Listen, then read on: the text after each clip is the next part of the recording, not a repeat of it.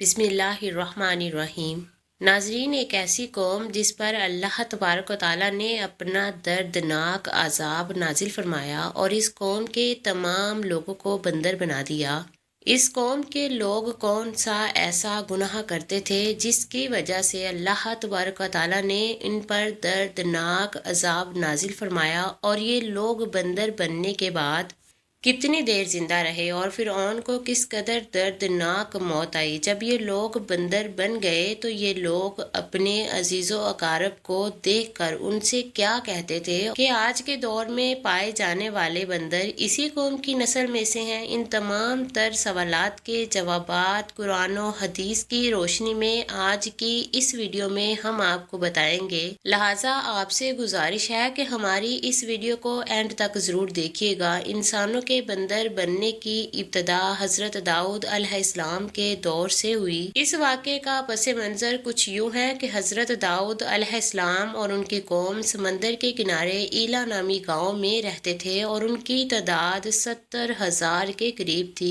یہ قوم بڑی ہی خوشحال تھی اور اللہ تبارک و تعالیٰ کی فرما بردار قوم تھی۔ اس قوم کو اللہ تبارک و تعالیٰ نے بے شمار نعمتوں سے نوازا تھا۔ ہر طرف سے سرسبز و شاداب باغات اور ہر طرف ہریالی ہی ہریالی تھی، اور اللہ تبارک و تعالیٰ کی بے پناہ کرم نوازی تھی۔ یہ لوگ اپنی زندگی میں بہت ہی خوش تھے۔ حضرت داؤد علیہ السلام کی قوم جو کہ سمندر کے کنارے رہتی تھی، تو اللہ تبارک و تعالیٰ کا ان پر یہ خاص کرم تھا کہ سمندر کے اس کنارے پر بے پناہ مچھلیاں آتی تھی جن کا یہ لوگ کاروبار کرتے تھے اور بہت ہی خوشحالی والی زندگی گزارتے تھے۔ جب یہ قوم اللہ تبارک و تعالیٰ کی نعمتوں کی وجہ سے خوشحال ہو گئی تو اللہ تبارک و تعالیٰ کی نافرمانی پر اتر آئی اور طرح طرح کے گناہوں کے اندر مبتلا ہو گئی، اور پھر ایک دن اللہ تبارک و تعالیٰ نے اس قوم کا امتحان لینے کا ارادہ کیا اور حضرت داؤد علیہ السلام کو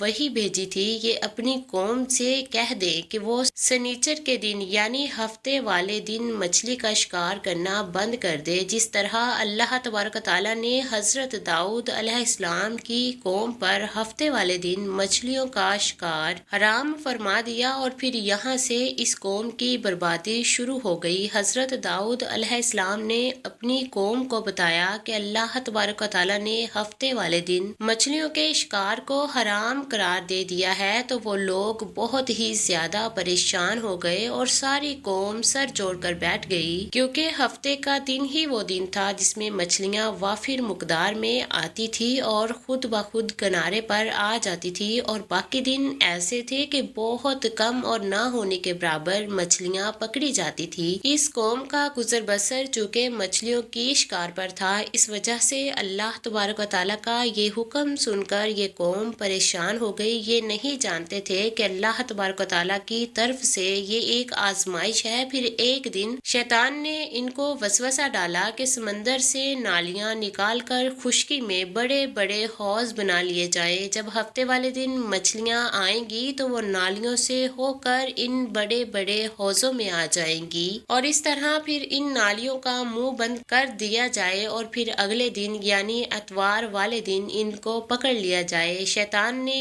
اس کو ورگلایا کہ اس طرح ہم ہفتے والے دن شکار سے بھی بچ جائیں گے اور مچھلیاں بھی ہاتھ آ جائیں گی اور وہ بھی پکڑی جائیں گی۔ بہت سے لوگوں کو یہ ہیلا بازی اچھی لگی اور انہوں نے ایسا کرنا شروع کر دیا اور سمندر سے چھوٹی چھوٹی نالیاں نکال کر بڑے بڑے حوضوں میں ڈال دی، جس کے ذریعے وافر مقدار میں مچھلیاں ان حوضوں میں داخل ہو جاتی۔ اس قوم کے بدبخت لوگوں کو شیطان کا یہ ہیلا بہت پسند آیا، لیکن اس قوم نے یہ نہ سوچا کہ جب مچھلیاں سمندر سے حوض میں آ کر قید ہو گئی تو پھر مچھلیوں کا شکار ہی ہو گیا، اس لیے یہ شکار بھی ہفتے والے دن ہی قرار پایا جو اللہ تبارک و تعالیٰ نے حرام قرار دیا تھا۔ اس موقع پر یہودیوں کے 3 گروہ ہو گئے۔ کچھ لوگ ایسے تھے جو شکار کے اس شیطانی ہیلے سے منع کرتے تھے اور ناراض و بیزار ہو کر شکار سے باز رہے، اور کچھ لوگ اس کام کو دل سے برا جان کر خاموش رہے، لیکن انہوں نے شکار نہ کیا اور دوسروں کو منع بھی نہ کرتے تھے، بلکہ یہ لوگ منع منع کرنے والوں سے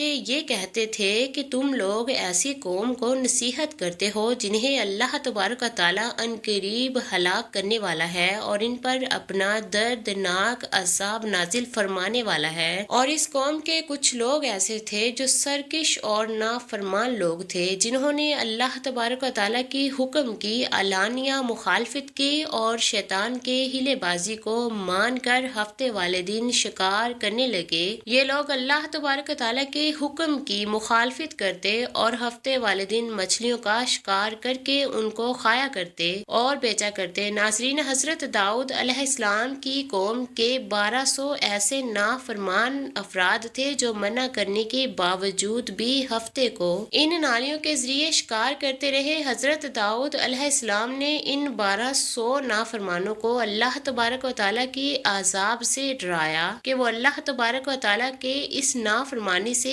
باز آ جائیں، لیکن وہ لوگ باز نہ آئے اور کھلے عام شکار کرنے لگے۔ چنانچہ وہ لوگ جو اس بات کو برا جانتے تھے، ان لوگوں نے اپنے اور ان نافرمانوں کے درمیان ایک دیوار کھڑی کر دی تھی، جس کی ایک طرف وہ 1200 نافرمان رہتے تھے اور دوسری طرف وہ لوگ تھے جو شکار سے باز رہے۔ حضرت داؤد علیہ السلام نے اپنی اس قوم کے نافرمانوں کو بارہا سمجھایا، لیکن یہ لوگ اپنی نافرمانی سے باز نہ آئے اور اسی طرح اللہ تبارک و تعالیٰ کی نافرمانی کرتے رہے اور شکار کرتے رہے۔ پھر ایک دن حضرت داؤد علیہ السلام نے غضبناک ہو کر شکار کرنے والوں پر لعنت فرما دی۔ اس کا اثر یہ ہوا کہ ایک دن خطا کاروں میں سے کوئی بھی اپنے گھر سے باہر نہ نکلا۔ یہ منظر دیکھ کر کچھ لوگ ان کی دیواروں پر چڑھ گئے تاکہ معلوم ہو سکے کہ وہ لوگ کس حال میں ہیں۔ جب ان لوگوں نے ان نافرمانوں کو دیکھا، اللہ تبارک و تعالیٰ نے ان کی نافرمانی کی وجہ سے ان پر اپنا دردناک عذاب نازل فرمایا اور ان کو انسانوں سے بندر بنا دیا۔ جب لوگ ان مجرموں کا دروازہ کھول کر ان کے گھر میں داخل ہوئے تو وہ بندر اپنے رشتہ داروں کو پہچانتے تھے اور ان کے پاس آ کر ان کے کپڑوں کو سونگھتے تھے اور زاروں قطار روتے تھے، لیکن وہ کچھ بول نہ سکتے تھے۔ اللہ تبارک و تعالیٰ کی ان نافرمان بندر بن جانے والے لوگوں کی تعداد 12,000 تھی۔ ان 12,000 لوگوں نے اللہ تبارک و تعالیٰ کی نافرمانی کی اور اللہ تبارک و تعالیٰ نے ان کو بندر بنا دیا، جس طرح کہ اللہ تبارک و تعالیٰ سورہ بقرہ میں ارشاد فرماتا ہے، اور بے شک ضرور تمہیں معلوم ہے تم میں کہ وہ جنہوں نے ہفتے میں سرکشی کی تو ہم نے ان سے فرمایا کہ ہو جاؤ بندر دھتکارے ہوئے۔ اس طرح حضرت داؤد علیہ السلام کی قوم کے 12,000 نافرمان بندر بن گئے۔ یہ لوگ 3 دن تک زندہ رہے تھے اور اس دوران یہ کچھ نہ کھا سکتے تھے اور نہ ہی پی سکتے تھے، بلکہ یوں ہی بھوکے پیاسے سب کے سب ہلاک ہو گئے اور 3 دن کے اندر سب کے سب مارے گئے۔ اور وہ لوگ جو ان نافرمانوں کو اللہ تبارک و تعالیٰ کی اس نافرمانی سے منع کرتے تھے، اللہ تبارک و تعالیٰ نے ان کو اس عذاب سے سلامت رکھا، اور وہ لوگ جو اس شکار کو برا جان کر خاموش رہتے تھے، اللہ تبارک و تعالیٰ نے ان کو بھی اس عذاب سے سلامت رکھا۔ ناظرین، اب بات کرتے ہیں کہ آج کے دور کے بندروں میں سے کیا کوئی بندر ان کی نسلوں میں سے بھی موجود ہے، یا آج کے دور میں پائے جانے والے بندر انہی بندروں کی نسل میں سے ہے؟ اس کے متعلق روایات میں آتا ہے کہ حضرت عبداللہ بن مسعود رضی اللہ تعالی عنہ سے روایت ہے، حضور پاک صلی اللہ علیہ وسلم سے کسی نے سوال کیا کہ آج کے بندر کیا حضرت داؤد علیہ السلام کی قوم سے ہے؟ تو حضور نبی کریم رؤوف الرحیم صلی اللہ